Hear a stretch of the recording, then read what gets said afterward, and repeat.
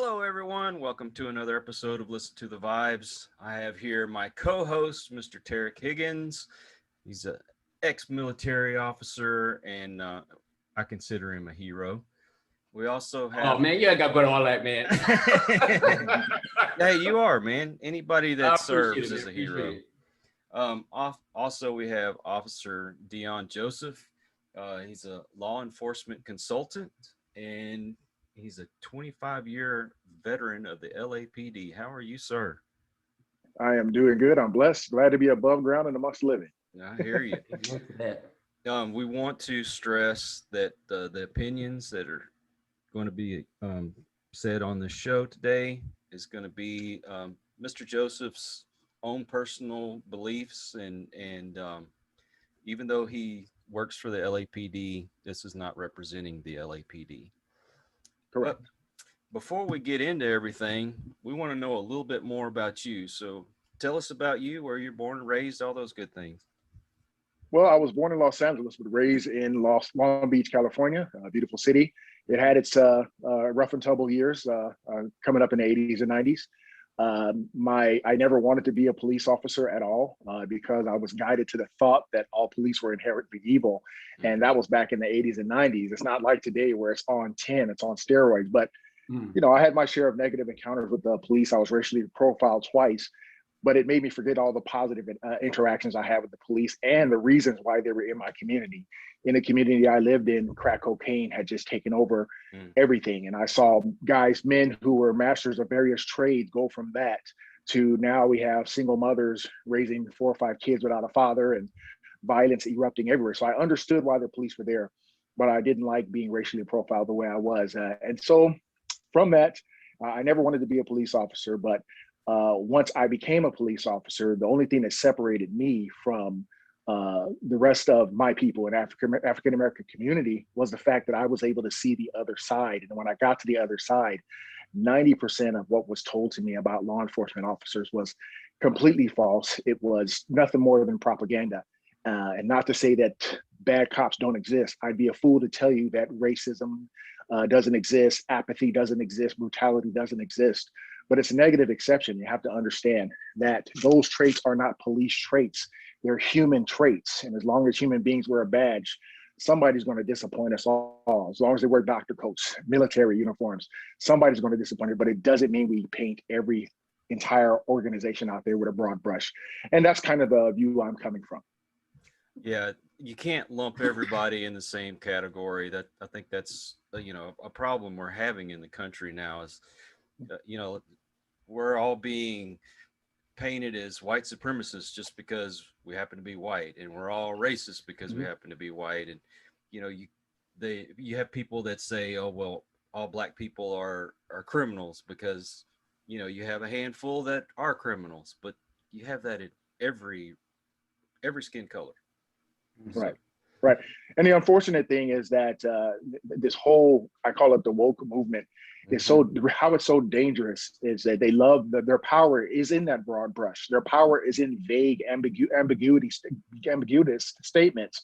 Like I say, being woke is this. It's perpetually being made to be angry about a past you weren't involved in, to be paranoid about a present, to be constantly made to be paranoid about the present and terrified of a distant future. And if you can keep somebody polarized or somebody petrified in that state of being, you can do a lot of damage. There was the most evil man in the 20th century, I think we all can agree, said this when trying to rally people together for his evil cause. He said, if you tell a lie, you keep it simple and you repeat it over and over again until everybody believes you. Yeah. One of his lackeys said, tell a lie once, nobody's going to believe you. You tell that same lie 1,000 times and everybody's going to believe you. And what was a lie told about young black males in the 80s and 90s? That we're all criminals, that we're all drug dealers, that we're all going to steal from you. And what was a lie told about the Jews back then with Hitler? That Jews were inferior, we were superior. You repeat that over and over again. And guess what happened then? 6 million Jews were killed and 4 million others were killed. So now what's the lie being perpetuated to galvanize and bring people together? That all cops hate people of color. And it's being repeated in high school campuses by teachers, college campuses. Now political leaders have bought off on it. The same political leaders who several years ago gave nothing but praise to police. They have police as their personal security guard. They have relationships with police officers. But now, because it's politically expedient, now they've decided to throw us all under the bus and say and put their finger in the air, because it's no longer about the truth. It's about career survival. Hey, this is where the wind is blowing. I better stay with the wind so I can keep my job. But they never look back to see the damage that's being done as that wind passes behind them. And the damage that's being done is to communities of color. More Black and brown people are dying due to crime now because of this movement. Because once again, it's based on an embellished narrative. I'm not going to say entirely false, because police departments have their histories that we do have to account for. But it's been blown up to such an extent that now it's putting people in danger, not just cops. Right. Well, and the problem with this woke culture, which makes it so dangerous, is you can't even disagree with somebody without being labeled a phobe or an ist or whatever. And that's, you know, they're stifling people from having opinions. Yeah, that's not even America. That's basically fascism. The very thing, everything they're projecting on you and me, they're actually the embodiment of it. It's crazy. I've had friends, like, I'm not Republican or Democrat, I'm in the center. I got friends who are hardcore Trump supporters, and I got friends who are stone cold liberals, you know, but there were years ago we could sit down and talk to each other without throwing stones. Exactly. We are in a world today, just like you said, where even if you disagree with somebody and your disagreement is rooted in logic, it might be rooted in science and common sense. All of a sudden, you're a racist, you're a bigot, and just all the phobes and all the things. And we're going to lose this country. As a matter of fact, I've said this before. If we don't stop this, even the people promoting this mindset are not going to be able to live comfortably in the world they're trying to create. And it's already happening. All they're going to do is end up eating their own, because when you develop a lust for outrage and anger, it's unquenchable. It's unquenchable. So let me go back to my example about, you know, galvanizing, bringing people together. See, Adolf Hitler and people like him understand that you could bring people together faster using hatred, the emotion of hatred. Yeah. I could go around and talk behind your back and say you're a child molester with no proof, and everybody just wants to believe it, and they'll be all over you. But it's very hard to bring people together in love and understanding. If you want to know what that looks like, ask Dr. Martin Luther King. Oh, you can't, because someone blew his head off on a balcony for trying to bring us together in love and understanding. So until we as a society can really uproot that evil from our society, we're never going to get back to seeing each other as Americans with First Amendment rights to speak our mind and have logical discussions about important issues like police, like racism. We're never going to have those real conversations to really impact change. Well, everything has to start with the heart. You Absolutely. never make any changes without starting there. But I know Tarek is anxious to ask you a question, but I'm going to ask you one more question, and I'll let Tarek go. I'm just going to get down to it. You know, I can only speak for the circle that I'm in. Tarek and I were talking about this before we started the show. When I was a kid back in the 70s, I noticed a lot more racism, but I noticed that it seemed to diminish as the years went on. And I don't see it as bad as, I mean, it's still there, but I don't see it as bad as I did when I was a kid. Do you believe that the racism is as bad as it is, as they're saying it is, or have you seen a change? Okay, I think you're asking, because you broke up, but I think you're asking me, do I believe that we're at the same levels in the 70s as we were today? And the answer is absolutely not. Absolutely not. Everything is evolving. Police forces aren't the police forces of the 60s, 70s, 80s, or even the 50s. They're just not. Many, and there could be some problems with different departments spread across the land. Some may have other more behind the curve than others, but many big city police departments, even like my own, have evolved to such a degree. There are people who literally believe that there's nothing but blonde-haired, blue-eyed centurions working in my department. And I ask them, have you been to a roll call lately? Most of the roll calls are so culturally diverse. Male Hispanics, whites, blacks, Asians, people from the gay community. We're so diverse now. And until people step outside of their silo and see that for themselves, they're going to continue to pass on this rhetoric that we're still the same police department from 1865. And that's absolutely false. Police departments are more culturally diverse. They're more culturally sensitive at the academy. Look, when I came in the academy, I learned more about human relations, and this is 25 years ago, more about human relations and Spanish than how to keep my head from being blown off my shoulders. Where the generation before, it was all about tactics, go in there, crush crime. We're the gods of the street. And what we say goes. Where when I came along, it was more or less, hey, let's listen to our communities, let's do more, let's understand the cultures of some communities before we go out there and police. And now that's enhanced even tenfold now that we have implicit bias training, more mental health training. So, and now just on a realistic, tangible level, in big city departments, they're just more culturally diverse. So things have changed. Are they perfect? Absolutely not. I'm sorry, there's going to be another controversial shooting, but 9 times out of 10, it's not going to be because of racism. It's going to be because of this right here. An officer is made of flesh and blood, different field levels, different threat levels, and maybe the guy could have been a jerk too. Who knows? But it's going to happen again. It's going to happen again. So that same sentiment outside of the police department, I mean, just the public in general, do you see a difference in the level of racism like it was, 50 years ago? But basically what I'm saying is there are people with a vested interest in keeping Americans divided. I compare identity politics to segregation. What did segregation do? Segregation was designed to separate, to control people. And of course, African Americans got the worst end of that stick, okay? Identity politics is designed to categorize people for the sake of controlling them emotionally. And therefore you have a wider chasm than we've had probably in the last 40 to 50 years. So they're both equally dangerous. I think they're both equally destructive. And if we don't stop it, if we don't stop this identity politics, critical race theory stuff, we are going to lose each other as a nation. It's going to get really bad. I agree with you 100%. All right, Tarek, I know you're itching, so go ahead, man. Yeah. Well, look, Officer Joseph, I have a 2-part question for you. When I was growing up, we had the DARE program. Yes. And when I was growing up, I saw there was more respect for the police. There was the crime wasn't as bad as it is now. How do you feel about the DARE program coming back? And also with the tension going on with the police going on, who do you think is bringing most of the tension? Is it the NFL? Is it the athletes? Is it the politicians, the social media? Or where do you think most of the negativity is coming from? Well, I'll start with your last question. Yes, most of the negativity is coming from political activists, politicians, of course, athletes, as well as actors who want to be, I guess, put credit on their woke pass and join in to something so they can stay relevant. And they're all kind of have this unified voice, but they're also pushing information that's false. So I don't think things are worse as far as policing is concerned, but we're being gaslit to believe that it's worse, because I'm sorry, back in the 70s and when the DARE program in the 80s, there was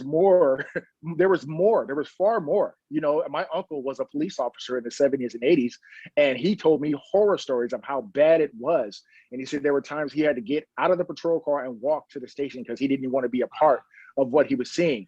We had the steroids era in the 1980s where a lot of officers were taking steroids across the country, and they were on the juice going out there patrolling the communities. And then we had officers even prior to that who were coming back from the war, and they didn't treat PTSD, like they didn't have all the resources back then. But here are officers who had PTSD who were going on a simple traffic stop, and next thing you know, someone was in a chokehold and out and unconscious. So the reason why we believe that it's worse is because now we're in the era of social media. Everybody can be the next news broadcaster. They can edit, they can put their own captions. And then you also have a movement, once again, a political movement that engages in the tactics that I spoke of some of the worst human beings in history, where they repeat mantras and phrases over and over again. And they're very smart. They're very smart. I got to give it to them. To the layman, all they need is a simple catchphrase like hands up, don't shoot. And you keep repeating that, and all of a sudden everybody is frightened about police officers. To the more, to the elite, to the intelligentsia, all you need to do is come up with a few $10,000 buzzwords and put together a really nice little package for them and guilt them. Just throw a little guilt in there, and guess what?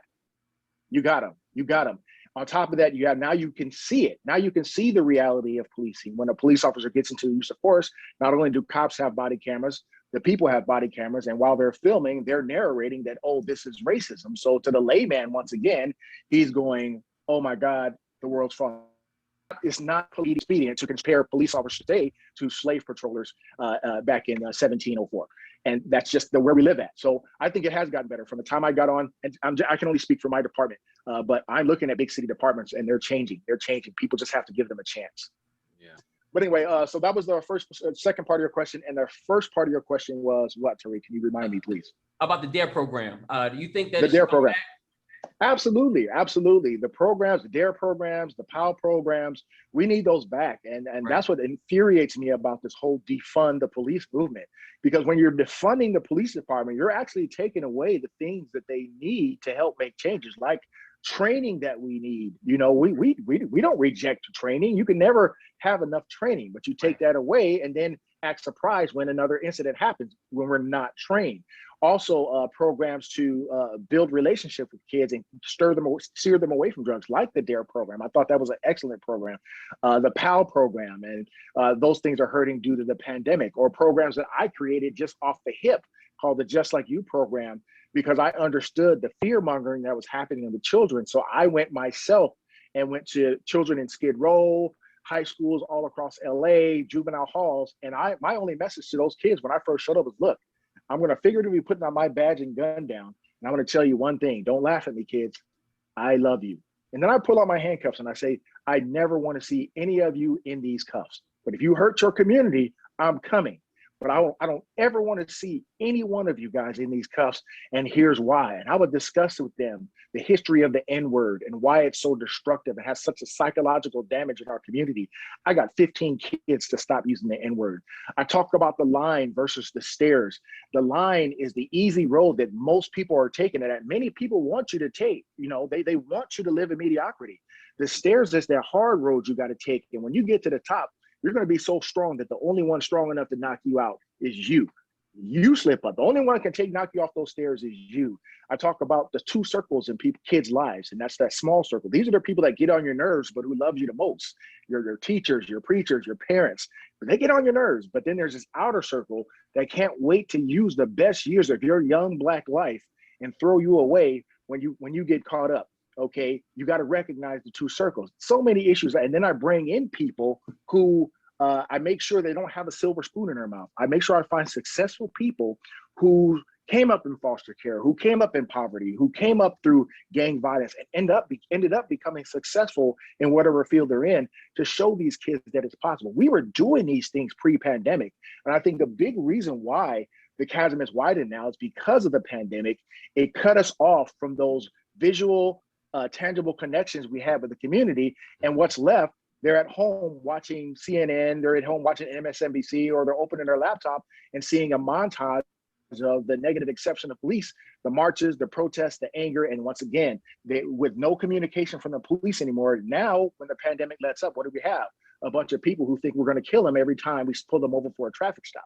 That's literally what's happening now. So I think we've all been gaslit to hate each other. And the media has a lot to do with it. Social media has a lot to do with it, and a very, very dangerous, irresponsible movement. So we need those programs back to cut that down.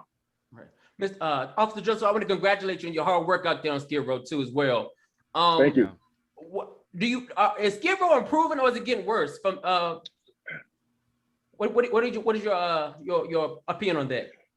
You won't believe this, but from 2005 to 2010, we actually had Skid Row clean and safe. We had it clean and safe. And this is what the community asked us to do. See, people think when we went out in Skid Row and engaged in our initiative to reduce crime and focus on that area, yes.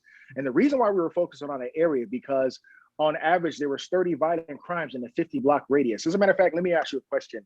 If I showed you a map of where I work, which is only 4.5 miles of territory, right? I'll give you an example. It's my Laker thing. So this is a map. This is a map, right? And let's say this is my area, 4.5 miles of territory. Right. And top of the area is Chinatown. Great place, eating spots, culture, no crime, a few car break-ins, cool. Then you have the artist district, a few car break-ins, a few vandalisms, but no big deal. Then you have down by the Staples Center where my team plays, my squad plays. You got a few car break-ins, you got a few assaults, but nothing major. Some drunk guys getting drunk at the Lucky Strike, right? And then you got the economic symbol of West Coast symbol of America's economic might and power, the towers, right? Yeah, a few thefts during the holidays. Okay, great. But right here in the center is a 50-block radius we call Skid Row.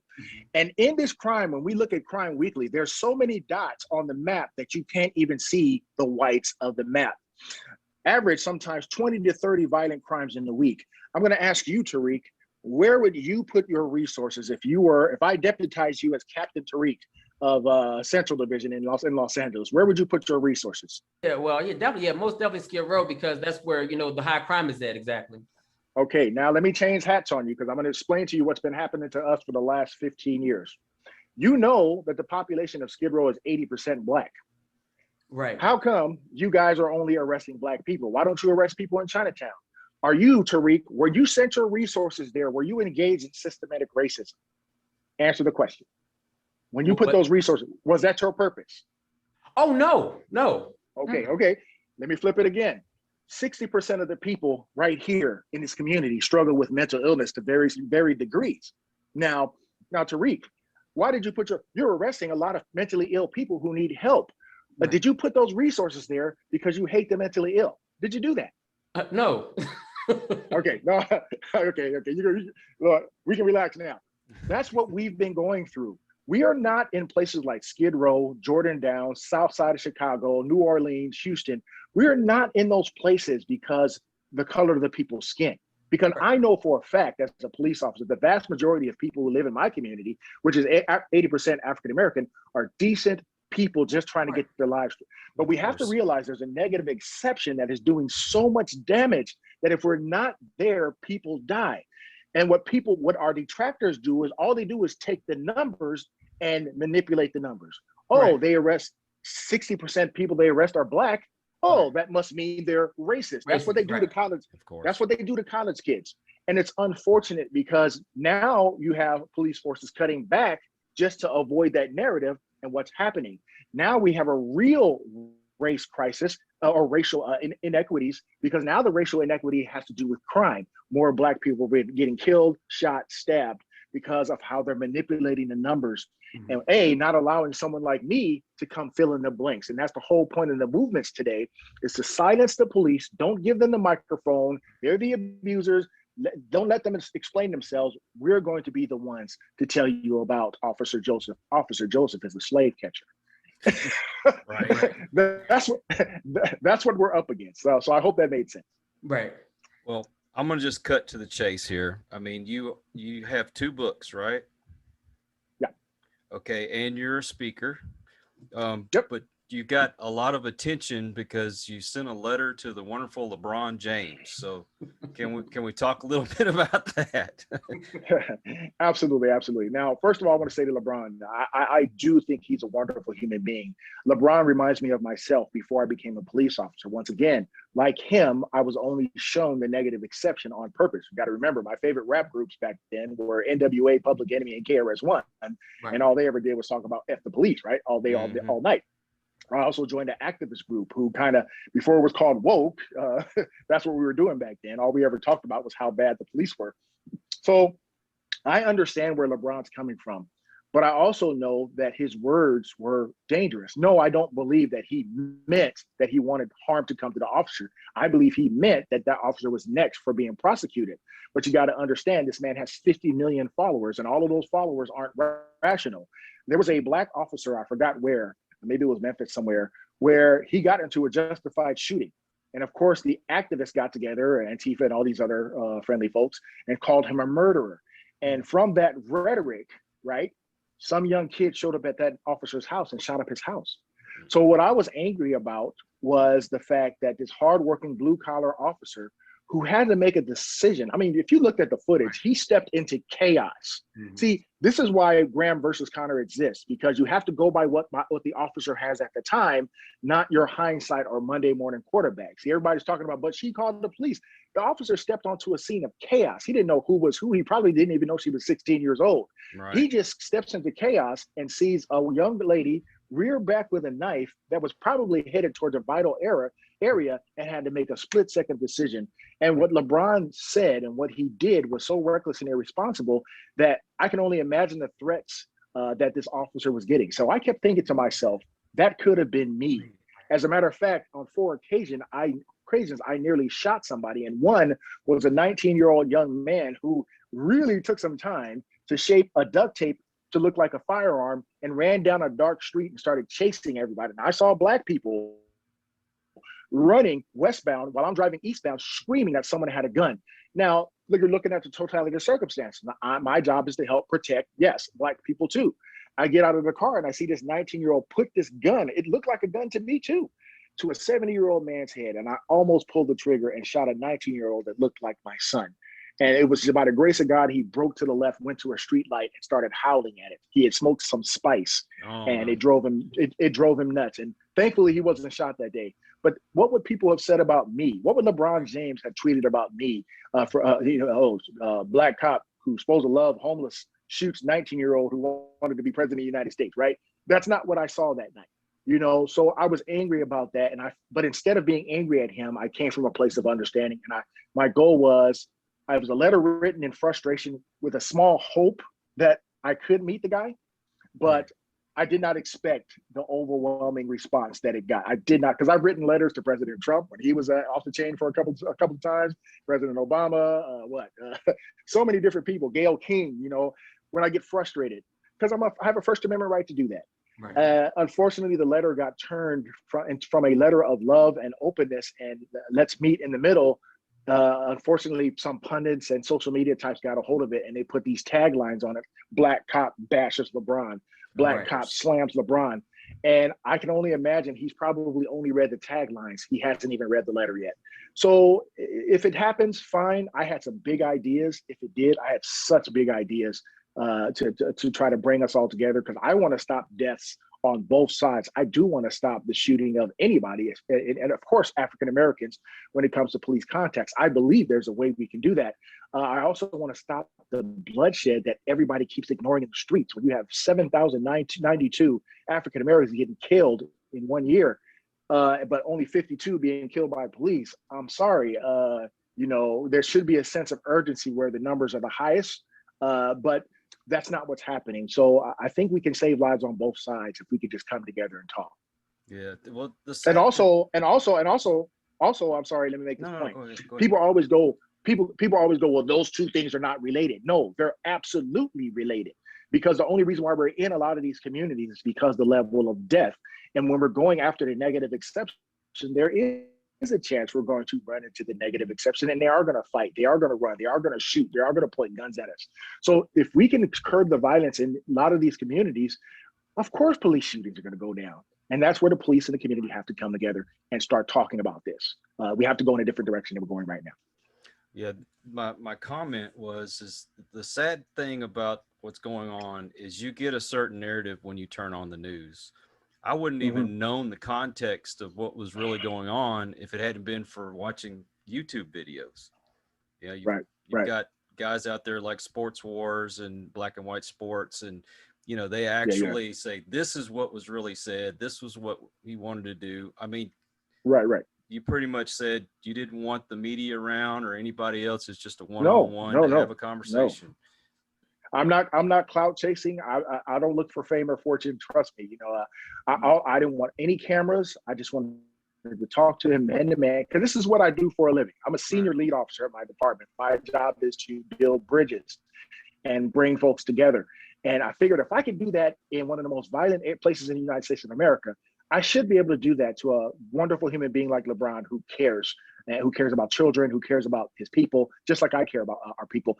But once again, that thing got turned around, and I hate it because, a lot of the reason for the wedge that we're experiencing, once again, is the media. And look, I talk to people from the media. I have people in the media who are my friends, who tell me all the time, it says, Deon, I don't tell this. Hey, look, just keep this on the down low. But we've tried to turn in fair articles. We've tried. But once it gets to the editing room floor, they want controversy. They want what sells. They want and they want the sponsors. They want the ratings.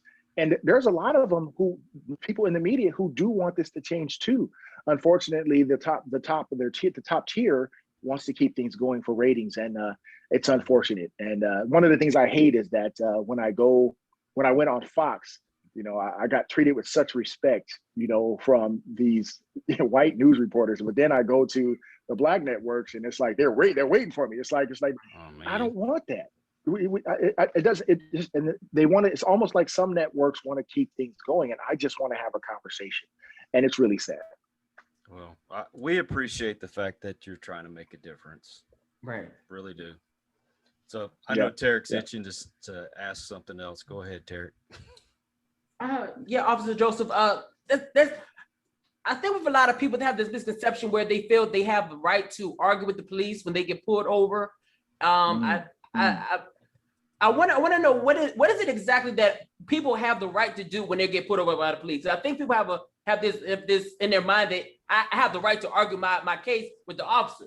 What Yeah, tell us yeah. what we need to do as far as when we get pulled over. What are the steps we need to take to make it home safe, the officer home safe, the steps. And this is how we save lives, through education. Mhm. You have a constitutional right to call that police officer anything you want, anything but a child of God. Anything you have, but why? If you are under the belief that police are these programmed grizzly bears designed to maul black people to death, why would you poke the bear? Here's the truth about police officers. We're just human beings. Exactly. 9 times out of 10, we'll take a lot of abuse and nothing's going to happen to you. But you might just run into that cop who's on his 5th traffic stop where he just got called an Oreo cookie, a coconut. If he's a Hispanic officer, he got called everything, or he's going through a bitter divorce, or he's got a border rights coming up. You might run into that one cop who's just having that human moment. Why would you poke the bear? It's about respect. We're mandated to treat you with respect. When I come to your window, I'm mandated, sir. Good morning. I'm Officer Joseph. I pulled you over because you ran the stoplight. Do you have your license and registration? There's nothing racist about that. Right. But when you start popping off at the mouth, now it's changing. It's changing. And you have the right to do that. No officer has the right to stop you from doing that. But why would you do that? In a way, it begins the escalation process for the officer. And then it leads into, well, I'm not getting out of my car, officer, when an officer asks you to step out of the car. And this is where education comes into play. People don't know that there is a Supreme Court ruling called Pennsylvania versus Mims, where if the police pull you over for a legal reason, they have every right to have you step out of the car for whatever reason. Now, personally, from a tactical standpoint, I don't do it. I won't do it because I feel like it's better, it's safer for you, me and you, if you stay in the car and there's better control. But there's some officers where they walk up to the car and something's kind of hinky and they'll ask you. That officer can do that. And also something other people need to know. Did you know that a police officer, if he has you in handcuffs, he doesn't have to read you your rights unless he's questioning you. I've had people make complaints on me. Well, he arrested me, but he never read me my rights. That's because I never asked you any questions. You need custody plus interrogation. So what we need to do, and this is how we can save lives, because right now they're trying to put it all on the police. I'm sorry. No, it has to be on the education system as well. We have to put tort and civic laws back into school. And we have to start teaching these kids what their constitutional rights are, also what police officers' rights are, so that when that contact happens, the young man or woman will know that, oh, okay, Pennsylvania versus Mims, okay, the cop can pull me out of the car. And that will reduce conflict. So these are ways, and that's why it's important to bring back the POW program and the Just Like You programs and DARE programs. But also another thing, here's how I feel we can save lives. Just like you you get the DMV booklet to study to get your driver's license. Mm-hmm. There should be questions in there about police context. What should I do when they have one in there? If the police are driving down the street with their lights and sirens, it's in the book. What do? You pull over to the right. Yeah. Okay. Well, they should have other things in there about, what you should do when contacted with the police, what police rights are, and what your rights are. Imagine a 16-year-old having to read that to pass the test. Right. They should. Now you have that knowledge. So these are things that we can do to educate. Through education comes safety. Now, there are some individuals, it doesn't matter what you do. You can educate them. They just have that hatred in your heart. Mm-hmm. And that's something we have to try to de-escalate and navigate through. But no, education can save lives, and I believe that with all of my heart, because it wasn't like this before. 6 years ago, I pulled over people, black, white, brown, and it was simple. Some of them called me everything but a child of God, but they signed the ticket. Right. You can do that. And but this is what I'm trying to tell people: we got to educate ourselves and stop going to Facebook attorneys, because there are people out there who are purposely putting out misinformation and, even worse, disinformation as it relates to police contacts, and it's causing the escalation to where it goes from a simple traffic stop or a warning to a police shooting. It doesn't have to be that way. I don't tell people to comply, because comply sounds like they're being subservient. What I do tell people is, for the safety of all, just cooperate and recognize you're dealing with a human being. If you do that, you treat that officer with respect, he or she must treat you with respect. I believe that wholeheartedly. I guarantee you 99.9% of the time you're going to go home safe. This is my opinion on it. Nobody's ever won a court case on the side of the road. So nope. Right. If you have a complaint, then take it to court. Exactly. Yeah. Just that's the wonderful thing about our country. Yeah. That's the wonderful thing about our country is you're not guilty because you signed the ticket. You are not guilty because you signed the ticket. Exactly. All you're signing the ticket means is you're going to appear in court, and the court wants to know that it wasn't you didn't put your play cousin's signature on there. That's all we want to know. We want to make sure it's you. That's why you give your ID, so we can know that it's you and not somebody else, and you end up ruining somebody's life. And if not, guess what? We have to get a supervisor out there to talk to you and tell you the same thing. And then if you don't, guess what? Now we have to take you to jail for a stupid traffic ticket. And then you have to wait to go in the morning and see a judge, and all the judge is going to tell you is, why didn't you sign the ticket? Right. So that, once again, that goes to education. It's not worth it. A 7-minute traffic stop is not worth you getting injured or the officer getting injured or hurt. You got to know your rights, but also know what officers can and can't do. Well, just comply. Put your pride aside. Just comply. Get it over with. If you're going to argue about it in front of the judge. And I'll tell you, I've only been pulled over a few times in the last 10 years. But every time an officer has come up to my window, I will tell them, first of all, I'm a CHL holder. So they're going to find that out anyway. So I tell them if I have a firearm in the vehicle or not. We turn the engine off, put the keys up on the dashboard before he comes up there. Yes, sir. No, sir. Yes, ma'am. No, ma'am. Just show as much respect and, be as complicit as you can. And most of the time they'll just say, okay, I'm going to give you a warning. Have a nice day. Go on about your business. Yeah, that happened to me too. When I was a young man, like one thing I didn't like cops, but my dad said, hey, they got a tough job, treat them with respect. And I got out of tickets just by being respectful. The 2 times I got a ticket was because I was being a jerk. And here's the thing. One of the things I hear all the time is about Black parents nowadays have to have the talk with kids about interaction with police. And the talk that they're having should be the same as any other family, because like I said, every white person I stop, they turn their car off, put their keys on the dash, put their 10 and 2. But what the talk with the Black community is somewhat becoming more, it's different. And it's different in the form of, okay, when you get pulled over, turn your car off or they're going to kill you. Okay, once you turn your car off, put your hands on the steering wheel or they're going to kill you. Okay, put your wallet on the dash or they're going to kill you. Right. What is a kid going to think if you just keep repeating it over again? All they're going to hear is, no matter what, the cops are going to kill me.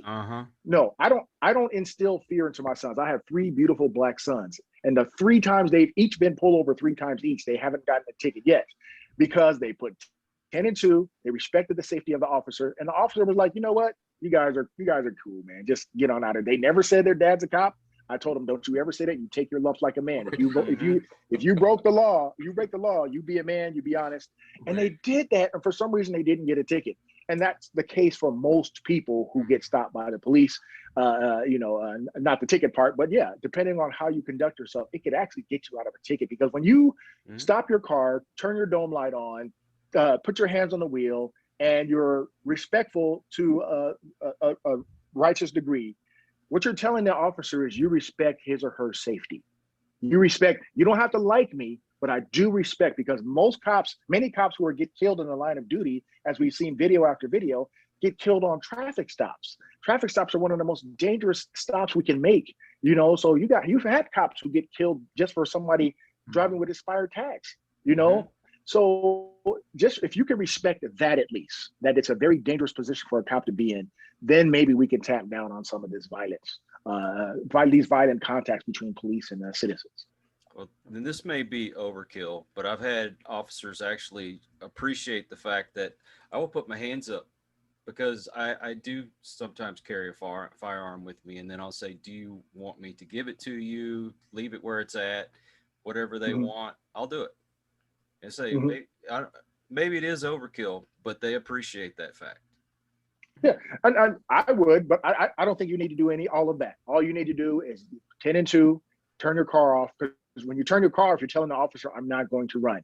When you put your hands on the steering wheel, what kills you, the gun or the hand? It's the hand reaching for the gun. You're telling the officer, here are my hands. I'm not here to hurt you, officer. When you cooperate, you're telling the officer, look, you want to get this thing over with just like I do. Let's get this done in the most safest way possible and get out of here, so we can get out of here. So these are the basics that we need to start. Don't educate kids using fear. Don't do that, because what you're doing is you're creating fight or flight primers in their mind now. So where 6 years ago I would do a traffic stop and I didn't get any lip, now just about every other Black person you stop is claiming you're going to kill them. And as soon as you just walked up and say hello, because once again, the media, social media, they're putting these primers into the minds of many people of color that don't need to be there, especially during a traffic stop. Did you see the video of the lady that she had her cell phone out and she was videoing the officer, and she's like, "You're a murderer." I mean, the whole conversation was, "You're a murderer and you're a Mexican racist," and all this stuff. I mean, come on, people. Really? Exactly, and that's what I'm talking about. And this is a school teacher, mind you. Right. Who knows what this teacher is telling these kids? But that when I saw that, that's happened to me before. That's happened to me where I pulled somebody over. I'm a slave catcher, and why are you pulling over? No, it's because you just almost ran into these elementary school kids because you just failed to stop for the stop sign. Right. But nope. They're Black or they're whatever color. I've even had white people do it. I had a white lady make a complaint against me when I was on probation, and she said I pulled her over and I walked up to her car banging my fist, and I told her I wrote the ticket to get back at her for 400 years of oppression. She literally said that. This was her complaint, and luckily the watchman had some common sense. I was like, "Sir, I'm on probation. I can't afford to lose my job. I wouldn't do it." And I had a tape recorder on me before we even had body cameras. So the tape recorder saved my career many times. But we have people from all walks of life doing it. But of course, we're seeing it more with people of color, because once again, they've been guided to that thought that we're going to kill you on sight. And it's unfortunate.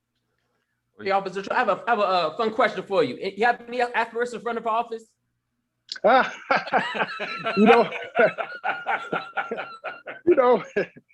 You know what? My wife isn't ready. People keep telling me to run for mayor, to run for governor. Politics is a dirty game. It is. Yeah. Right. And me, I've never sexually harassed anybody. I've never in my entire life. I've been pretty much a choir boy, right?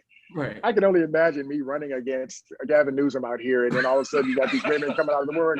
Joseph did this.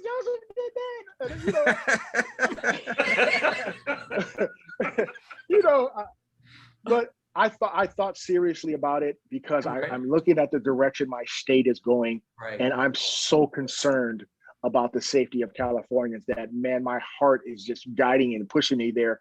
But I have to be real. I don't think my wife and kids are ready for that kind of scrutiny right now. And when they're ready, I think I may do it when I retire, but right now, but trust me, I so thought about putting my name into the hat. I really did, but I had to think about my family first. I hear that, most definitely.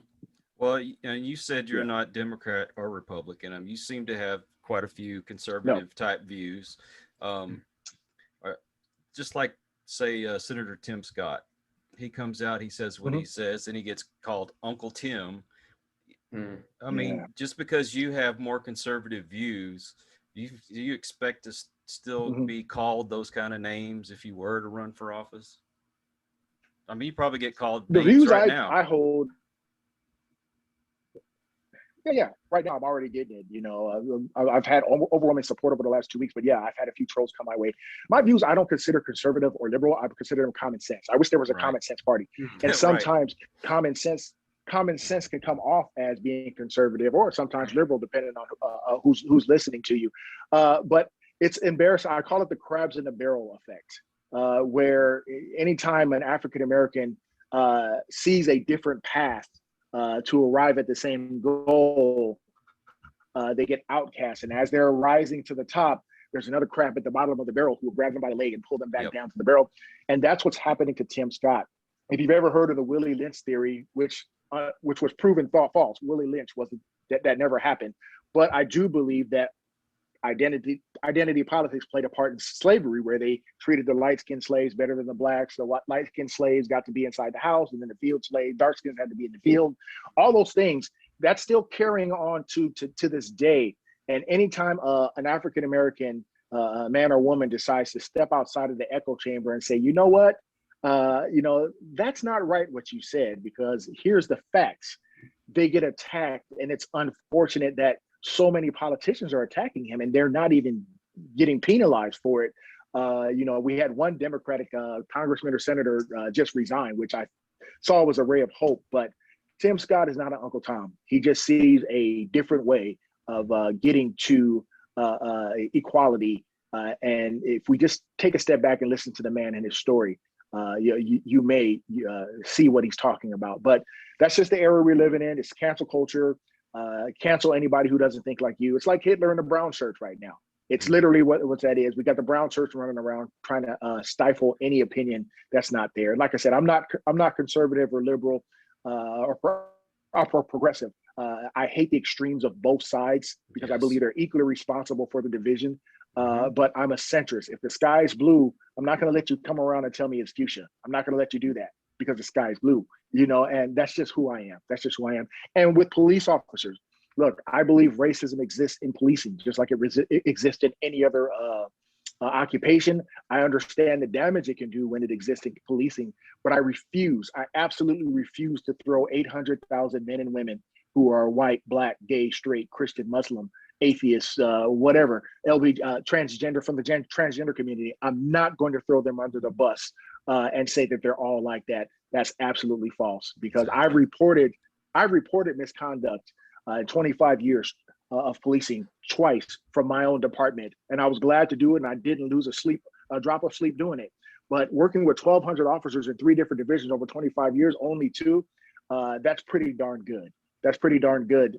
And I can say that most of the men and women I work with of all races are just really wonderful people, just doing a tough job. They're not perfect. I'm not perfect, but they have their moments just like anybody else, but they do a really decent job. So Officer Joseph, go ahead. Officer Joseph, I got into an argument with a friend of mine, and he was telling me that he would actually be okay with segregated policing. Oh, no. Blacks policing blacks and whites policing whites. And I told him, you do that, you make him, you cause more divide. What do you think about that? That argument? About that? No, that is the most ridiculous thing I've ever heard. Now, I encourage African Americans to join the police force and go and police the community. That's something to be encouraged. It should never be mandated, because it's not the color of your skin, it's what's in your heart. Look, if you've done any research on me and my history and my love for the community I serve, my community policing tactics, I learned that when I was on probation 25 years ago with a white officer named Bill Snowden. Bill Snowden was a 6'4", blonde-haired, blue-eyed white cop. He was everything that stereotypically you would believe a racist cop should be, physically, from a physical standpoint. And he policed a black area called Oakwood. And in that area, he arrested 2,300 people over 14 years for drug sales, violent crime. Now, you would think this guy would be the most hated cop in the department, right? 2,300, that's a lot. Right. So when I got paired up with him, I was scared. I was like, oh my God, I'm going to get hated. I'm going to get called Sambo, Uncle Tom, a house Negro, slave catcher for a slave catcher, all this other stuff, right?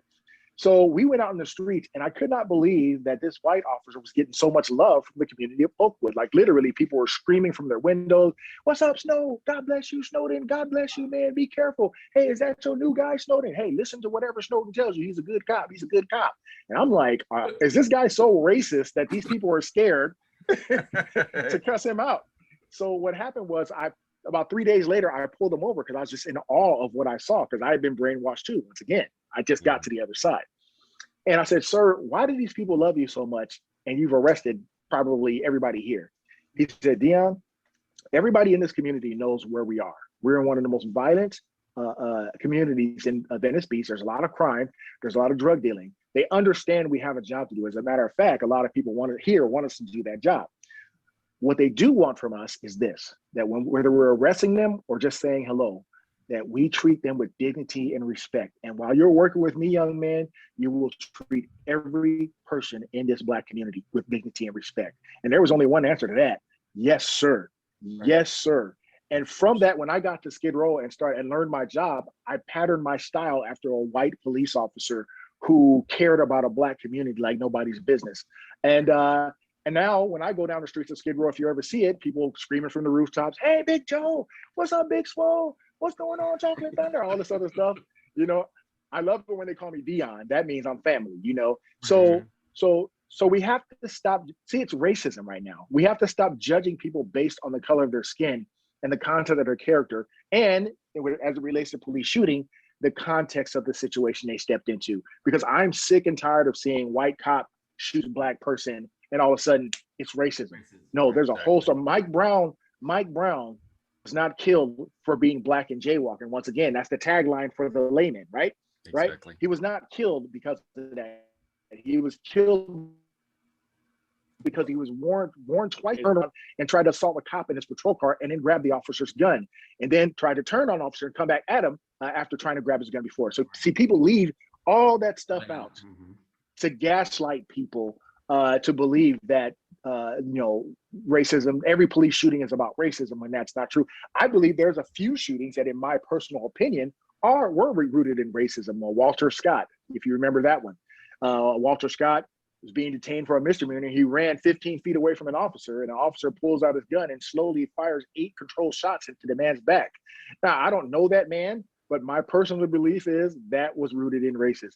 Laquan McDonald, same thing, 16-year-old kid, walking, he's a threat, but not an immediate threat. He was way away from police officers, and then one officer decided to fire 16 shots as if his life didn't even matter. So there are a few incidents that I believe maybe racism might be a driving force for those individual officers. But for most police shootings, no police officer wakes up in the morning wanting to take anybody's life. No. The other shootings, we have to step back, this is what I ask of the community.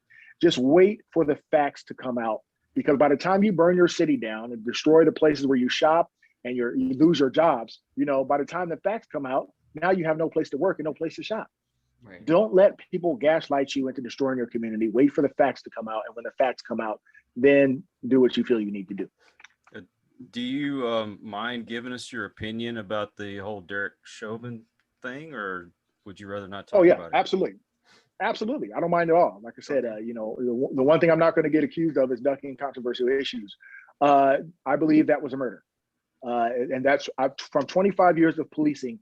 I've never seen a police officer put their knee on somebody's neck for almost 10 minutes, and 3 of those minutes after a human being pass out. I've never seen that. And I'll never forget being in my office watching it for the first time with my officers. I couldn't believe what they said. So we're sitting there watching it, and we're all watching it on TV. And it was almost like we're watching a sport that's going horribly wrong. Like, for the love of God, get your knee off that man's neck. We're all like literally want to grab that off Chauvin and pull him off of, but we can't. And it was horrific to watch. Look, George Floyd was not a model citizen. I'm not going to sit here and say that. It doesn't matter. When a human being is in our custody, we're supposed to treat them like human beings. And what Derek Chauvin did was treat him like an animal. And sure, I believe fentanyl was a factor in his death. But I believe that the tactics of Chauvin that day exacerbated the situation. When I saw, and this is before the trial, when I watched the footage, him lift up his foot and drive his knee into the neck of George Floyd, that was a more of contempt, we call contempt of cop. Well, I'll show you. He was trying to teach the citizens that were filming him a lesson that I can do whatever I want. That was an act of evil. So I 100% agree with the verdict. Unfortunately, because of the antics of politicians and I think even a jury member who might have been compromised, this guy might get another trial. And once again, those wounds are going to be opened up again. But I do agree with the verdict. And once again, it doesn't change my opinion on the vast majority of police officers, no matter what color they are, because most cops that I've talked to don't agree with what happened. We may disagree on the charges. Some feel it's a manslaughter, some feel it's. But me personally, I 100% agree with the charges that were brought against Derek Chauvin. Well, I can appreciate that. I mean, I just got to see what they show on TV. So, yeah, I never really got to see the full video, full context of what was going on. So, I appreciate that you shared that. I know we've taken up quite a bit of your time, but I ask you one more thing and we'll let you go. Sure. Can you tell us a little bit about your books? Oh, absolutely. I have a book called Stepping Across the Line, a Skid Row Cop Story, Volume 1. And the book is 100% designed to humanize cops, humanize the homeless that I serve, and also humanize people of faith, because I believe that all three are getting a bad rap. We're never going to be able to help the homeless if we just see them as subhuman. These are human beings some have made horrible mistakes, but there are things that they need if we look beyond our own judgment of them. Same thing with police officers. I wanted to tell my story for any young African-American or Latino person of color who wants to be a police officer, that no, it's not what you're being told. That when I came on the job, I was just like you. I was scared. I thought I was going to get called the N-word in the academy. None of that happened. It's basically a story of growth and how my walk and the officers and the people who shaped me throughout my life, which included my parents and the community I served, they shaped me to go on to become what's now known as the Skid Row Angel Cop. And that's volume 1. Now, volume 2, I'm working on still, and that's going to be how we were able to make Skid Row safe and the true story of why it all fell apart, because there are people with a vested interest in keeping people homeless and in the street. They don't want homelessness to change, because we're now in a stage of the homeless industrial complex. And if you make Skid Row a safe place and people actually start recovering, guess what? They lose their money. But that's volume 2. But volume 1 is just showing my growth and how I fell in love with becoming a Skid Row officer. And I think if people read it, they'll get some insight. It's not political. I'm not trying to guide you to a thought. Here's my story. You come away with your own judgment, either or, of my journey. And that's what it's about. And then the other book is like a coffee table book. It's kind of lighthearted, Diary of a Skid Row Cop, where basically I take certain things that I've seen and I just talk about them. Now, some of them are funny, some of them are sad, but this is what I see from, it's like a journal, Diary of a Skid Row Cop. But yeah, Stepping Across the Line, Volume 1, and it's doing really well, and I'm really proud of it. I really am. Now, I'm no Hemingway or Terry McMillan. I'll give you that. But I think if you see, but you'll see my heart in the book. You'll see my heart in the book. Is that available on Amazon? Yes, Kindle. You can also get it from my website at www.deonjoseph.org. www.deonjoseph.org. You can get it from there. And everybody that's read it so far, they loved it. I was worried because there's a lot of curse words and stuff like that, but people really, really love it, and it's really opening people's eyes to the reality of policing. Well, we'll definitely put that link up in the description. And I'll have to say, on behalf of everyone here at the network, we appreciate you. We appreciate police officers in general. Yes. Thank you so much for your service. My daughter actually went to school to be a police officer, and I won't lie, I'm kind of glad that she chose a different path. But I understand. I totally understand, brother. But I get it. Y'all have a difficult job, and you don't get enough credit for what you do. So thank you. Well, thank you. Thank you so much. And people can also follow me on Officer Deon Joseph fan page on Facebook and on Twitter at OFCR Deon Joseph on Twitter. And hey, I'm an open book. As long as you come at me respect, we can talk about anything you want. But if you're trolling, I'm just going to delete and block. I'm just letting you know right now. All right. Okay. Yeah, we could definitely talk to you all day long. We got a million things we could talk about, but it's been a pleasure, Officer Joseph. It's really been a pleasure. Yes, thank you. Thank you both. Thank you both. Be safe. You have a blessed day, sir. You too. Take care. Well, I hope you enjoyed this video. Please like, comment, share, and subscribe, because it's only through your support that we're able to continue doing the things that we do. And until the next one, have a great, great day.